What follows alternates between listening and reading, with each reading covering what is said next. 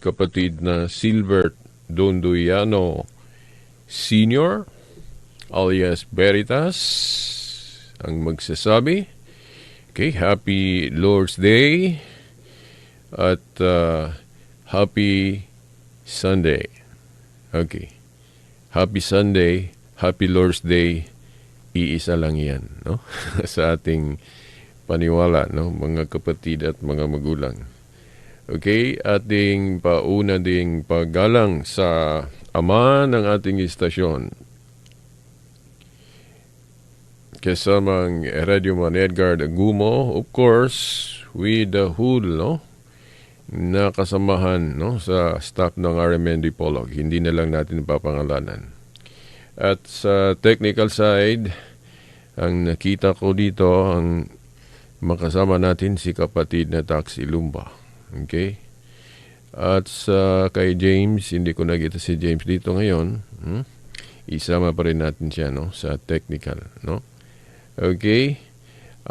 Ating paggalang sa kanila at sa inyong mga nanood ngayon sa live streaming ng RMN Dipolog at sa inyong lahat na nakikinig sa AM at FM band no, sa RMN Dipolog. Okay. Now, no, nasa buwan ng Rosario tayo ngayon. Sa ating pananampalatayang Katoliko, Rosary Month. Ngayon. Okay. Bakit may ganun, no? Na sa panahon ng mga apostol wala pang ganito, di ba? Di ba, mga kapatid at mga magulang? Alam nyo, may mga kapatid tayong gawin nilang issue ito. Ito bang mga paglago sa ating mga practices, no? Na meron tayong palaging naglago sa mga responses natin sa pananampalataya, no? May bago at meron pang maging masanayan natin na hindi pa natin nasimulan. Posible next year meron naman tayong bagong pista. Especially dahil yung mga na-canonized saints natin, madagdagan pa yan, di ba? So kung may bagong madagdag na canonized saint, so, siyempre, pagpistahan naman natin. So, may bago na naman, no? Tayong maging practices, di ba? At sasabihin ng mga kapatid nating hanggang ngayon, hindi pa sila nakakaunawa sa ating pananampalatayang Katoliko. Sasabihin nilang, sasabihin nilang lumihis na daw ang Roman Catholic Church. No? Dahil ang daming mga practices na hindi makikita sa panahon ng mga apostol. Natural dahil ang mga practices kasi ay maaring dagdagan natin. Maaring palaguin natin. Yun naman talaga, meron tayong premise nito sa Daniel 12:4 nang sinabi ni Daniel na ang kaalaman lalago. No, lalago. Ibig sabihin, mag-uswag sa Bisaya pa. Kapag ang kaalaman lalago, ang mga responses din natin lalago. Di ba? Sa panahon ng mga apostol, hindi pa nila na pag-aralan ng buo ang pagkatao ng ating mahal na ina, Birhen Maria. Kaya nga wala pang mga statement sa Biblia na makikita natin na si Mama Mary ay immaculate. Wala pang makikita nating litra por litra na si Mama Mary ay ina ng Diyos. Wala pang litra por litrang nasabi ang mga apostol sa Biblia na si Mary ay reyna ng langit. Litra por litra, ha? Wala pang ganon. Bakit? Dahil ang kaalaman kasi lalago. Ito ang hindi alam ng mga kapatid nating hindi mga Katoliko. Dahil yung mga paglago sa ating pananampalataya, inunawa nila itong paglihis. Pag-deviate daw sa katotohanan. Hindi po. Alam nyo, ang paniwala natin, dapat hindi natin ibura o tabunan yung yung nalalaman natin sa siyensya. Sa science, di ba ang siyensya lalago din? Dahil kapag may bagong madiskubre ang mga scientist natin, madagdagan din ang ating kaalaman sa siyensya. Ganon din sa paniniwala. Dahil hindi naman lahat na sulat ng mga apostol ng litra por litra ang lahat ng dapat nating paniwalaan. Ang halimbawa nito ang tungkol sa katauhan ni Mama Mary. Sa panahon ng mga apostol, wala pang nasabi ang mga apostol litra por litra na si Mary ay Immaculate Conception. Si Mary, Mother of God. Litra por litra, wala pong ganun. Na si Mary ay, New Ark of the Covenant. May mga talata tayong ginamit sa pag-prove implicitly kung bakit si Mary, New Ark of the Covenant. Pero walang litra por litra ang mabasa na si Mary, New Ark of the Covenant. Bakit? Naturo na natin ito ngayon, explicit na ngayon, dahil sa pag-aaral. Dahil na-discover natin, si Mary pala ang New Ark of the Covenant. No? Bakit? Ito ang halimbawa na sa development of doctrine. No? Ito kasi ang hanggang ngayon, hindi nauunawaan ng mga hindi Katoliko. Na itong mga paglago sa ating paniniwala, inunawa nila itong paglihis, pag-deviate. Hindi po ganon, mga kapatid at mga magulang. Kahit na ang siyensya, lalago. Di ba? Ang ating kaalaman sa edukasyon, lalago. Hindi ito stagnant, mga kapatid at mga magulang. Pero may mga talata ng Biblia na ginagamit din ng ating mga kapatid na hindi Katoliko na kung bakit nasabi nilang ang mga paglago ay pag-deviate daw. Okay. Now, halimbawa, itong sinabi sana ba? Okay. Itong sinabi ni San Pablo sa Galatia Kapitulo 1, versikulo 8 hanggang 9. May nasabi kasi si Apostol Pablo na inunawa ito ng mga kapatid na hindi Katoliko na kung bakit nasabi nilang Bible alone, sola scriptura. Sinabi daw ni Pablo sa talatang ito, at meron pang ibang talata na ginagamit sila sa paniniwala nilang Bible alone o sola scriptura. Ito ang isa sa halimbawa kung bakit nasabi nilang itong mga paglago sa pananampalatayang Katoliko nag-deviate na daw. Lumihis na daw ang pananampalatayang Katoliko mula sa tunay at may mga dinagdag kaya naging hindi na tama. Yun kasi ang nasa isip nila.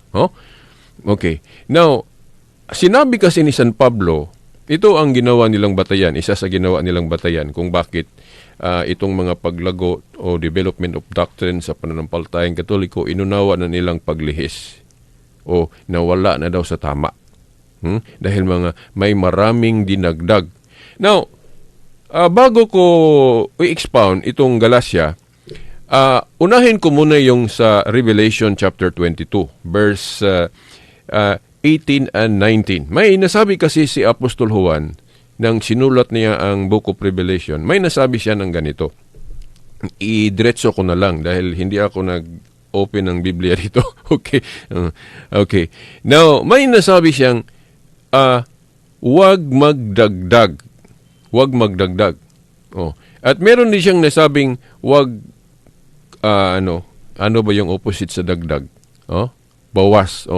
Yung dagdag bawas. Bawal daw ang dagdag bawas.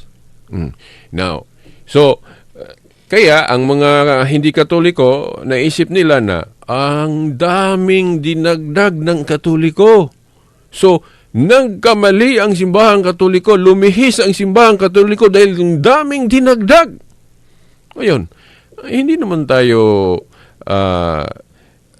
nag-disagree sa sinabi ni San Juan. Saan tayo nag-disagree?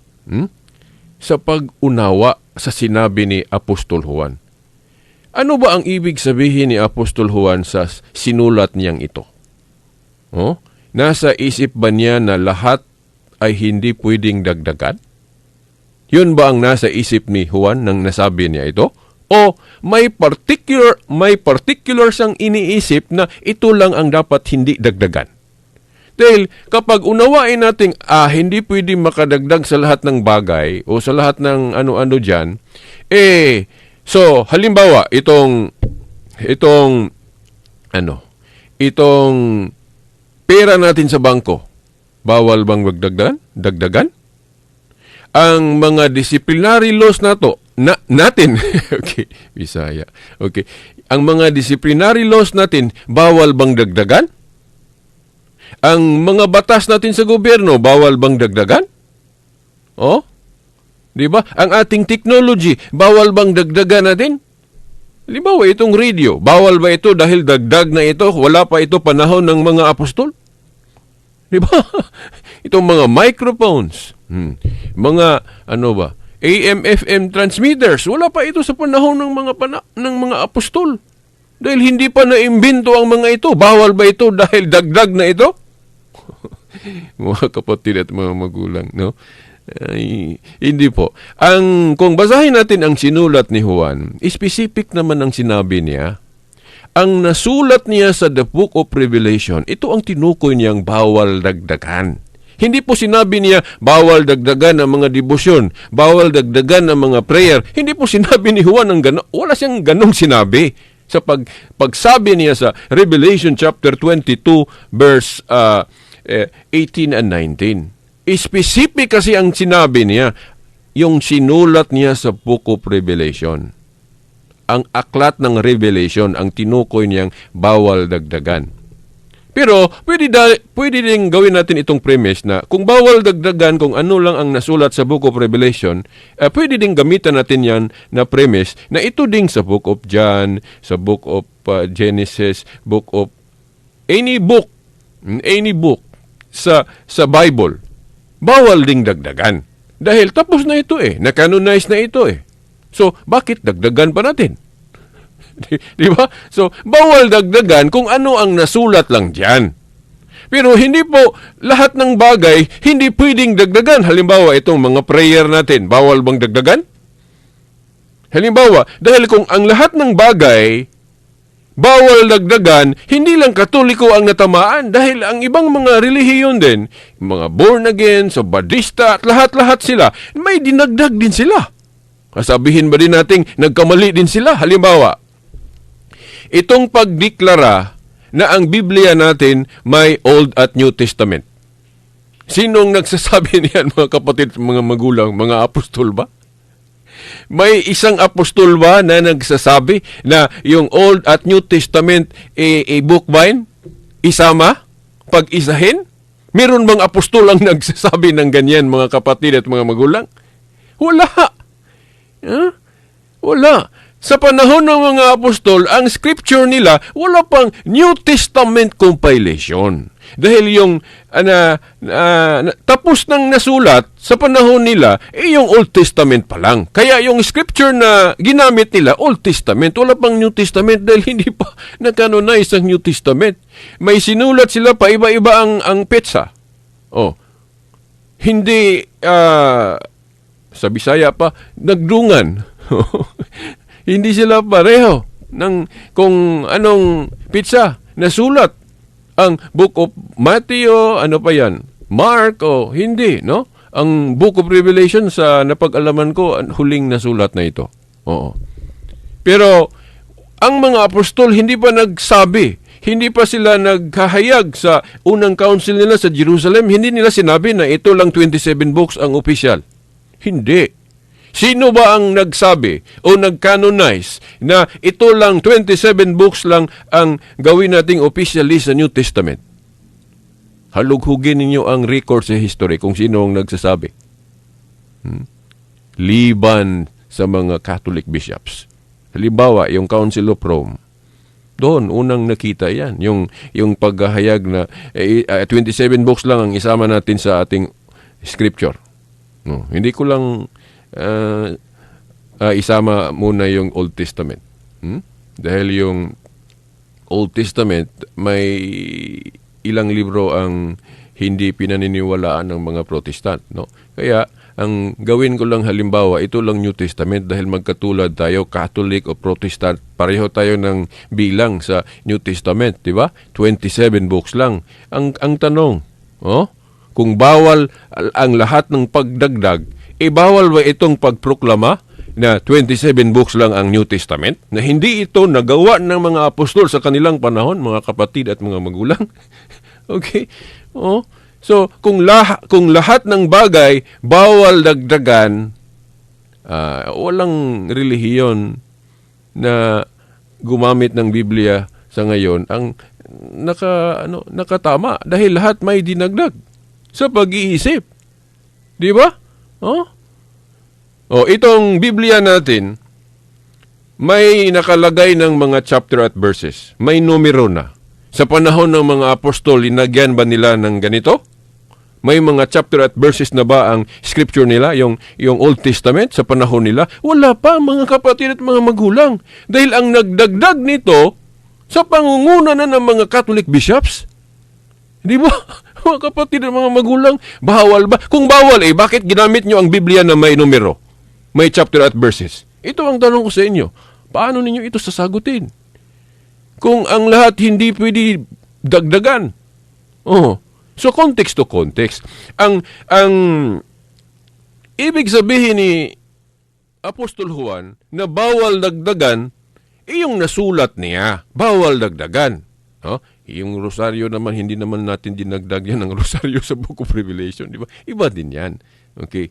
So, yung sinabing bawal dagdagan, ano ang ibig sabihin na bawal? Yung sinulat ni John sa Book of Revelation. At pwede ding gawin nating premise yan, batayan, na yung ibang sulat din, yung ibang libro din sa Book of Revelation, itong Biblia, halimbawa itong 1 Corinthians, 1 Thessalonians, Romans, lahat ng dito sa Biblia, bawal ding dagdagan ito dahil tapos na ito. Tapos na ito. Bawal na itong dagdagan. Pero hindi po ito ibig sabihin na sa prayer, bawal dagdagan, devotion, bawal dagdagan. Wala pong ganun, mga kapatid at mga magulang. Dahil kung, halimbawa, itong prayer, kung may dinagdag ang Katoliko sa prayer, ang mga Protestante may ganun din dahil yung mga prayers nila, wala sa Biblia . Di ba? Yung mga Protestants, mga hindi Katoliko, ang mga dasal nila hindi memorized dahil bawal ang memorized prayer sa kanila. Di ba? So kung bawal ang memorized prayer, ibig sabihin wala sa Biblia. Sasabihin ba din natin yung dagdag nilang mga prayer, lumihis na din sila? Nagkamali na din sila dahil may mga prayer silang wala sa Biblia? Di ba? Mga kapatid, mga magulang, kung tutuusin, Katoliko pa ang may prayer na may mabasa sa Biblia, litra por litra. Itong the Lord's Prayer. Yung Ama namin, di ba? Nasa Biblia ito, turo ito ng Panginoong Jesucristo. Isinama natin sa ating rosary. Di ba? Di ba? Sa rosary natin, ito, buwan ng rosaryo.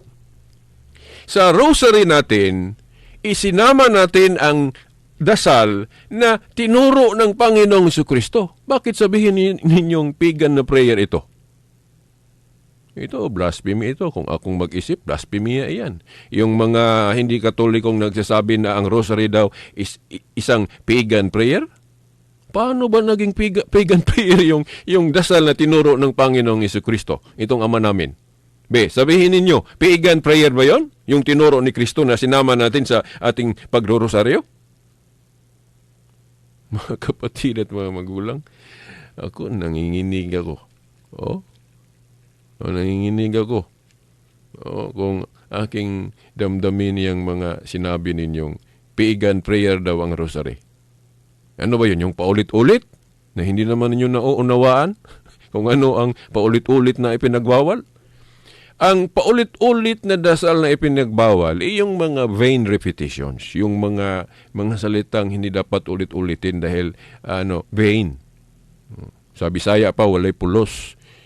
Pero yung mga salitang magaganda, may kahulugan. Sa ating paniniwala, hindi ito bawal. Basahin niyo ang Book of Psalm 136. Parang litania iyan. Basahin niyo. Kung akong magbasa niyan, parang rosaryo talaga. Basahin nyo yung Psalm 136, paulit-ulit ng mga salita. Di ba? Okay. Yung si Kristo nagdasal paulit-ulit. Hanapin nyo sa Book of Matthew, kung hindi ako nakalimot, Matthew 44 or ano ba yun? Nakalimutan ko exact verse. Na si Kristo paulit-ulit din ng mga salita sa kanyang dasal. Hindi nyo nabasa iyan, mga kapatid at mga magulang? Oh? Okay. Now, yung Galatia, hindi ko na lang tatalakayin yung Galatia 1. Dahil may pattern na akong ibinigay sa inyo kung paano sasagutin yung mga interpretation nilang, yun ang dahilan, kaya tayo hindi nagkakaisa sa pag-interpret sa Biblia. Ito naman kasi, basta iwanan natin ang tunay na simbahan, makagawa tayo ng interpretation na yun ang magpapahati sa atin. Pero kung hindi natin iwanan ang tunay na simbahan, mag-trust tayo sa interpretation ng tunay na simbahan, hindi tayo malihis. Paano ba tayo ma-divide kung may trust tayo sa tunay na simbahan? Kung gawin nating final arbiter ang magisterium natin ng simbahan. Kapag tayo na ang ang final arbiter, ang ating personal interpretation na ang mananaig, kaya dadami ang relihiyon, mga kapatid at mga magulang. Dahil paiba-iba naman ang unawa natin Kahit na ako, kung sarili ko lang ang pagbasihan ko sa Bible interpretation, gagawa din ako ng ibang samahan. Kung material pa ang iniisip natin, gagawa ako ng ibang grupo. Dahil ang daming yumaman na nagtayo ng sariling grupo kasi. Di ba? Pero hindi ko magawa yan dahil Diyos ang kalaban ko niyan Kung magtayo ako ng sariling grupo. Bakit magtayo pa ako ng sariling grupo na natayo naman ng Panginoong Jesucristo ang tunay? Mag-join na lang tayo. Okay. Tulungan na lang natin ito. Daming problema nga ang simbahang ito. Okay. Tapos magtayo pa tayo ng sarili natin dahil yung maraming mga problema ang simbahan ng Panginoong Jesucristo dito sa mundo. Hindi po ganun. Hindi Christian na pag-iisip yan. Ang Christian na pag-iisip, kung may mga problema ang simbahan na itinayo ni Kristo, tutulong tayo kung paano lulutasin ang mga problema nito. Hindi magtatag tayo ng sariling mga grupo na mahahati tayo, disunited tayo, mga kapatid at mga magulang. Wala na tayong oras. Ating itutuloy ito sa susunod na linggo. Okay? Sa ngalan ng Ama, ng Anak at ng Espiritu Santo. Amen.